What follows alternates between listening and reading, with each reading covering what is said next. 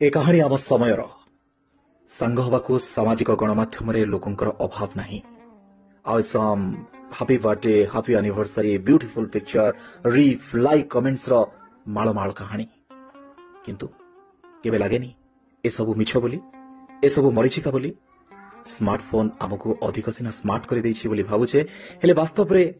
आमे बोका ही जाइने सारा विश्व को करायत करिवार प्रयास रे गोटे एकेलापण आमको माडी कुडुछि सोशल मीडिया रे हजार हजार बंधु अनुगामी किंतु सत कहतु तो वास्तव रे आमे केते एकुटिया गोटे यंत्रु सकाळ आरंभ आउ सेठी शेष भी हो जाउछि मानसिक भावे आमे गभीर प्रभावित